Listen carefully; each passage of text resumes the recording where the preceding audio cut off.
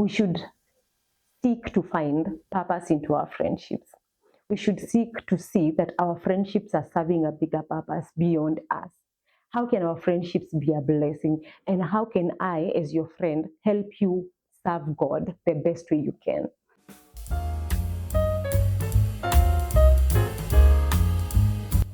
Hi guys. Hi go.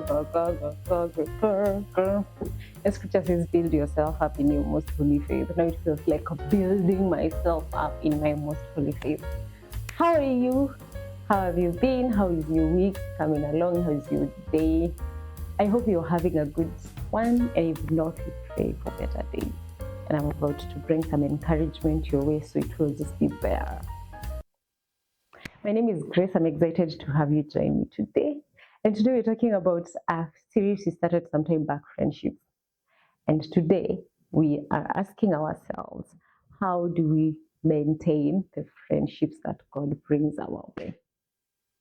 So the last time we talked about bringing in the friends, how to make those friends. Now today we ask ourselves, how do I maintain these friendships? Have you ever looked at people or a friendship and you wonder, how have you guys remained friends this long? Like, how have you managed to be friends all this long? Even looking at your parents, you're like, how do you have like friendships that are worth like 20 years, 30, 40 years? Can say like we grew up together, now they're in their 60s, and it's like, and it's like when you look at these people, you're like, oh my God, like I want to have such friendships. You know, my oldest friendship, intentional friendship, is turning 10 in 2025. And I'm very excited. I'll probably have her here. Next is 9, 8, and the youngest of all, which has been like such a blessing. Is it 2 years? I think we're turning 2, or is it 2 or 3? Maybe 2.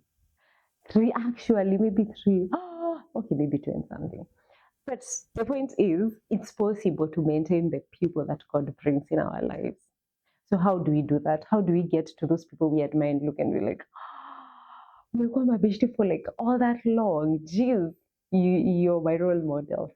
Because we want to have such friendships, and because friendships are very vital parts of our lives. We need friends and adult friendships. One thing that I am sure and has also worked for me is being intentional with your friends. You're not an aeroplane, so you don't function on autopilot. And one time I was thinking and I thought this, if things can run on autopilot, then our walk with God should be on autopilot. I should say, I love God and He loves me. And so things should just flow. Like, why do I need to do these things? Pray, talk to Him, meditate on His word, study the word to know Him. What's the point of it if it can run on autopilot? But then you and I know that if you put it on autopilot, if you put your work with God on autopilot, at some point you're missing out because you're not getting that daily knowledge of God. You're not even getting to know yourself in that relationship you have with God. And if God is one of the greatest examples you can have of a friend, because Jesus tells His disciples, I am calling you friends right now. I have called you friends. So we as the friends of God, we get to spend time with God. Look at the disciples. They were spending so much time with Him because they were friends. Beyond doing ministry together, they were now friends. So the one way that you get to ensure that we're maintaining these friendships that God brings in our lives is being intentional with these people. Are you calling them? Are you checking up on them? Text, call. One time someone said, if you need to send some smoke signals, send those smoke signals, putting that effort to make sure I am putting effort to this friendship by ensuring that I am here, like I am invested in what we have. Number 2, be genuinely interested in their lives. What is going on in your friends' lives? Sometimes, and the truth is, life happens, and then we get caught up by things. I find myself there so many times. Some of my friends call me, then they're like, Grace. I'm like, I'm sorry. I am sorry, because I want to be more intentional with those friendships. But sometimes I end up not being that intentional. But we can be intentional with our friends. We put in the effort to be genuinely interested in their lives. What's going on with them? What's new? What is their struggle they're going through? What are they learning? How are they evolving? You can be like Tulianza Hapa, we started here, and now one is here, the other one is here, because all these are life updates that you've missed up on because you did not genuinely care to ask, or you probably got caught up in life. Someone said that when you see people go silent on you, people are also dealing with their own struggles. And if we are friends, we should allow each other the opportunity to share in our journey.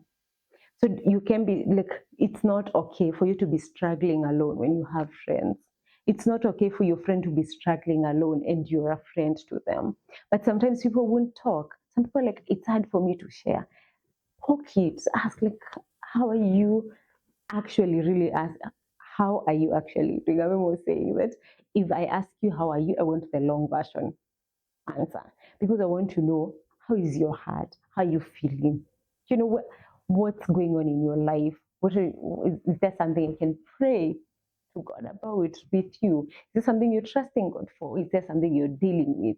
Be genuinely interested to see those things. And but be genuinely interested to celebrate their joys.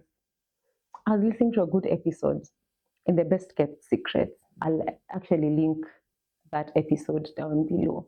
And Nyawira Gashugi was saying that friendships should allow us the opportunity to both celebrate and also cry together. So that when you say that we should be vulnerable in friendships, because that is one thing actually that really helps in friendships, being vulnerable. When you're vulnerable, when you allow yourself to experience vulnerability in a space, it allows you to bond deeper with that person, because it's different. It hits different when someone is like, I'm actually doing okay. Yeah, I'm well, you know. And then it's different when someone's like, I'm okay, but then like there's something I'm struggling with. And someone gets to empathize, because so many times you don't even have the answers. Like, I don't know what to tell you, but at least telling you or listening to you vent about it, that should count for something. When you listen to me vent about something, that should also count for something. So allow ourselves to be vulnerable in these spaces. We allow vulnerability. We allow ourselves to be open with our friends. Give them opportunities to show up for you. You know, you can be the person, you're always showing up for people, but then you don't allow people to show up for you. So you go through things happen in life, you go through so many stages and seasons, and you're not letting people in, so people don't know, and then they'll be like, she's okay, but probably you fight so many silent battles alone. Don't do that. Open up to your friends to the extent that you're comfortable, you know, and you can build a friendship to the point that I am actually bare to you. You actually know me inside out. When I am struggling with certain things, you know, I tell my friends. So there's this joke that runs around my friends about best friends, that they all share space. They all sit on this one seat called best friends, and then this one seat has a different seats, but they're all best friends. But so the thing, what I say is, all these friendships play a different role in my life. Something else, there's a book called Seven Habits of Highly Influential People. And Stephen Covey talks about emotional bank deposits, which I found as a very relevant lesson for us. When talking about emotional bank deposits, it's like the way we have bank deposits for money. So you deposit money to the account, you deposit when you need the money, you withdraw. When you withdraw money and you don't have money, you end up having an overdraft. And then there's a limit to that overdraft, right? That's finances. When it comes to friendship and people in our lives, we have emotional bank deposits. What does your friend like? How best do they receive love? How do they feel appreciated? What makes them happy? What makes them feel safe? When you get to understand these things, now you deposit into their lives. You know this person likes ABCD, you deposit ABCD into their life. You know this thing makes their life easier, you deposit that thing in their life. You do like this, it's a thing of serving each other as friends. And when we are serving each other, we are depositing into these emotional bank deposits. And this is the catch. There are seasons of life that come when we are not able to deposit as much as we did in a certain season. And what happens is you probably get into a very tough season, or life happens and then one is abroad, is moving, is shifting. There's a lot of shift happening, especially as adults. And you find that some of the friendships are taking a back burner in our lives. But the emotional deposits that we did back then now are serving us in this period. So that now you won't find us saying, she no longer ABCDs, so we are no longer friends. No, I know that she has the capacity to do those things. So we still remain friends regardless of that thing. But it's not a thing of, if one thing doesn't, if they do one negative thing, now we're no longer friends, because they've been depositing in our lives in such an impactful way, such that the moment that they're not in a capacity to do that, we still appreciate that friendship for what it is. Now, on the other side, you find there are people who withdraw. They just take and take and take and take, and then suddenly they have an overdraft. So you, 10 years ago, you want to ride on the effort that you put 15 years ago, 10 years ago, or 3, 4 years ago, and then you didn't put effort in a whole certain period. At some point, you'll have an overdraft if you've just been, picking and not depositing. So the beautiful thing, because of the seasons of life, is we deposit, and when there's need, we withdraw. We deposit, we withdraw. We deposit, withdraw. And sometimes we deposit as much as you can, like a savings account, when there's no withdrawal.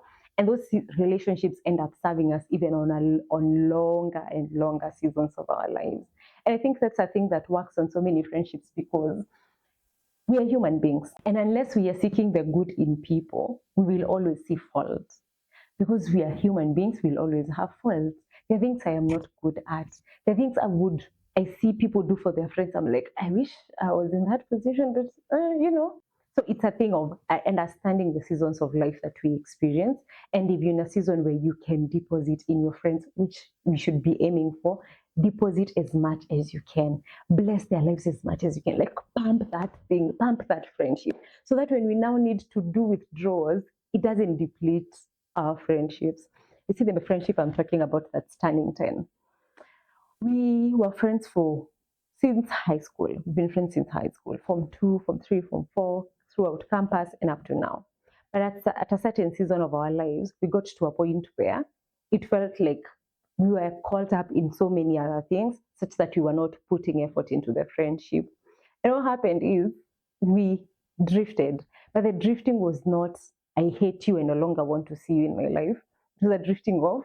We're in different pages right now, probably different books, and it is okay. But you see, the thing is, at that period, I went through a hard season that I was like, I really, really, really wish this person is in my life right now, because there's a role they play in my life that I feel like, if I have them here, I am okay. I can go through this season. And it doesn't mean my other friends are not playing their roles, that they are not showing up for me. But it's just like, kuna vile huyu, when they're here, it's different. And at some point now we recouped again, and now we're putting more effort and we're working through it. And that's the cycle of life. The important thing is for us to see, how can we best serve the relationships that we have currently. Finally, prayer. The episode I'm talking about, Nyawira says that friends bear the burden of purpose. Like when you look at Jesus and his disciples, aside eating and doing all these things, these were people who, after Jesus left the earth, they were able to bear the purpose and the burden that Christ had, such that now we have the gospel in Kenya. Now we have the gospel in Africa. We have the gospel to the ends of the world. And that was a commission of a friend telling his friends, by the way, these guys, take this gospel to the ends of the world. You have seen me, what I have been doing. I want you to carry this. And they carry that with a similar sense of urgency, with a similar sense of burden, or with that burden in their hearts, such that now they were able to carry that gospel to us up to now. So the thing is, even when we're looking at our friendships, aside eating and drinking and having fun times, which are very important, we cannot sum up friendships into that. We should seek to find purpose into our friendships. We should seek to see that our friendships are serving a bigger purpose beyond us. How can our friendships be a blessing? And how can I, as your friend, help you serve God the best way you can? How can I, as your friend, help you walk in the will of God perfectly? Or how can I make that burden of purpose easier for you? so that now when you're going through those seasons of life, as we were saying, and then now you're in a season where God is calling you to do something, you can be sure I will show up for you like it is my own thing. I'll be there for you like this thing is mine. So that you don't, because sometimes the calling of God is really big. God calls you to very big things. But you need friends around you who are like, I believe in what God has called you to do, and I believe in your ability to accomplish it, and I'm here. We will get through this together. We will figure this journey together. Proverbs chapter 12, verse 26 is a version that says that the godly give good advice to their friends. And then chapter 27, verse 9, it says that the heartfelt counsel of a friend is as sweet as perfume or incense. So all these things are to show us that let's allow our friendships to be enriching. Allow our friendships to be that we are building each other up. Proverbs 27:17 that says, iron sharpens iron. So a friend sharpens a friend. So our friendships should be, we are sharpening each other. We are building each other up. When I am down, I know my friends got me. You know the story of this guy who was dropped in one of Jesus' sermons through the roof. You need the friends. Like that was the friend's faith that got him through that. I'm assuming probably the guy who maybe he was not even conscious maybe, or maybe he couldn't speak, or all those things. But the friends were like very confident. We know it is possible for you to get this thing. It is possible for you to get healed. So you need to surround yourself with godly friends, to surround yourself with people who actually believe in what you're doing, people who are building you up, people who are encouraging you in your walk with God, and people I can count on. And most importantly, be that person to your friends. Be the person you like. I pray and hope that my friends my friends know and believe that they can actually count on me. I pray and hope that they know that I am actually there for them, that we can go through our differences, but we still get this. We still got this, all right? We still got this. Because at the end of the day, we are humans. So please also extend grace to your friends. We will always have shortcomings. And if our business is to always find fault, we won't have friendships. We won't have people in our lives. Because if I'm always finding fault, I'll always find a mistake with you. But we need to love each other beyond our mistakes, beyond our faults, and to see and believe the best in each other. So I believe it is possible for us to have good, godly friendships and to maintain them and to build them. All right. So we put the effort, we show up for our friends, we're intentional about them, and we pray with and for our friends. How are you ensuring that you're maintaining your friendships? Let's hear it on the comment section. How are you ensuring that you're maintaining your friendships? An actionable thing that you're doing to maintain your friendships, let's see on the comment section. All right, Baraka, nawapenda sana. See you when you see me.